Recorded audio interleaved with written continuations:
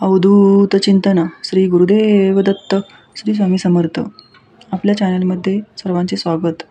आजचा आपला विषय आहे गुरुचरित्र पारायण मांडणी कशी करावी आणि संपूर्ण पूजाविधी. चला तर मग व्हिडिओला सुरुवात करूया.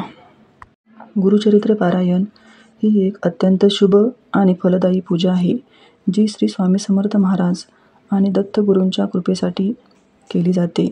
या पूजेची मांडणी योग्यरित्या करणे गरजेचे आहे, जेणेकरून आपल्याला पूजेचा पूर्ण लाभ मिळेल. पूजेची तयारी कशी करावी ते बघूया. सर्वात प्रथम देवघर स्वच्छ धुवा आणि पुसून घ्या. स्वच्छ कपडे, पाठ, चौरंग, स्वामी समर्थ महाराजांचा फोटो, गुरुचरित्र ग्रंथ, दिवा, शुद्ध तूप, हळद, कुंकू, अक्षदा, फुले, भस्म, तांदूळ आणि सुपारी, कलश, तांबे, शंख आणि घंटा, आसन, नैवेद्य, अगरबत्ती इत्यादी. पूजाविधी. प्रथम आसन ग्रहण करा आणि संकल्प करा. स्वच्छ आसनावर बसून श्री स्वामी समर्थ दत्तगुरूंचे स्मरण करा. उजव्या हातात पाणी, हळद, कुंकू, अक्षदा आणि फुले घेऊन पुढील मंत्र म्हणा. श्री गुरुदेव दत्त, मी माझ्या आणि माझ्या कुटुंबाच्या कल्याणासाठी गुरुचरित्र पारायणाची ही सेवा करत आहे. दत्त महाराज, मला या पारायणामध्ये यशस्वी करा आणि माझ्या सर्व मनोकामना पूर्ण करा, अशी विनंती करते.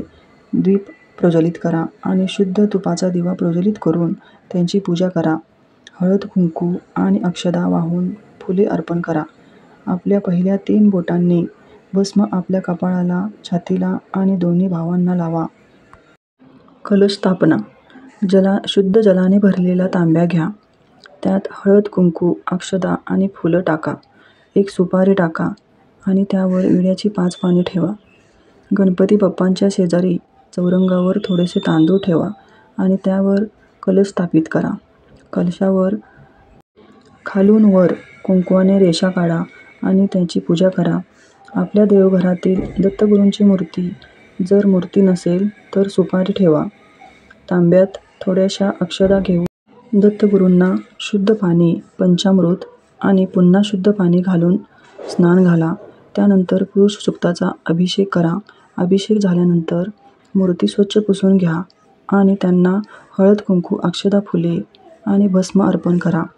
गुरुचरित्र पूजा मांडणी करताना शांततेने आणि व्यवस्थित लक्ष देऊन करणे गरजेचे आहे, कारण पूजाविधीमध्ये काही कमी राहिल्यास पूजा संपन्न होत नाही. पूजा कशी करावी ते बघूया. देवघरातील शंख आणि घंटा घ्या. उजव्या हाताला शंखाची आणि डाव्या बाजूला घंटेची स्थापना करा. शंखाला गंध लावा आणि घंटेला गंधाक्षदा आणि फुले वाहा. कलश ज्या ठिकाणी स्थापन केले आहे त्याच्या समोर जोड पानावर 1 सुपारी, हळकुंड आणि 1 बदाम ठेवा. पूजा सुरू असताना मनातल्या मनात गुरु दत्तात्रयांचा मंत्र ओम राम चिरंजीवी नमः किंवा श्री स्वामी समर्थ मंत्र जपण्यास सुरुवात करा. स्वामींचा फोटो, नवनाथ महाराजांचा फोटो, गुरु दत्तात्रयांचा फोटो यांची पंचोपचार पूजा करा. त्यांना गंध, अक्षता, फुले वाहून भस्म आणि फुलांचा हार घाला. आपल्यासाठी आणि दत्त महाराजांसाठी आसन ठेवा. दत्त महाराज पारायणाच्या वेळी फेरी मारत आपले वाचन श्रवण करत असतात, अशी भावना ठेवा. चौरंगाच्या पुढे 1 पाट किंवा चौरंग ठेवा. गुरुचरित्राच्या पोथीसाठी हे आसन आहे. रोज पोथी वाचन करताना या आसनावरच ठेवून वाचन करा. पाटावर स्वच्छ वस्त्र ठेवा. त्यावर थोडी अक्षता आणि त्यावर गुरुचरित्राची पोथी ठेवा. पोथीची पंचोपचार पूजा करा. हळद, कुंकू, अक्षता, नंदा अक्षदा आणि फुले वाहून सरस्वती नमः मंत्र जपा. रोज वाचन सुरू करण्यापूर्वी पोथीची पूजा करा आणि मगच वाचन करा. पोथी उचलून हातात घेऊ नये. आसनावरच ठेवून तिचे वाचन करा. वाचन झाल्यावर पोथी स्वच्छ वस्त्रात झाकून ठेवा. अखंड दिवा प्रज्वलित करा आणि तो पारायणाच्या काळात विझू देऊ नये. चुकून वाऱ्याने किंवा विसरतेपणे दिवा विझला तर दत्त महाराजांची क्षमा मागून पुन्हा दिवा प्रज्वलित करा.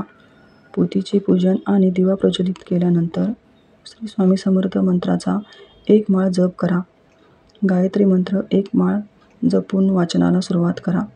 रोज वाचन झाल्यानंतर सकाळ संध्याकाळ गुरुचरित्राच्या पोथीला आणि दत्त महाराजांना घरात बनवलेल्या अन्नाचा नैवेद्य दाखवा.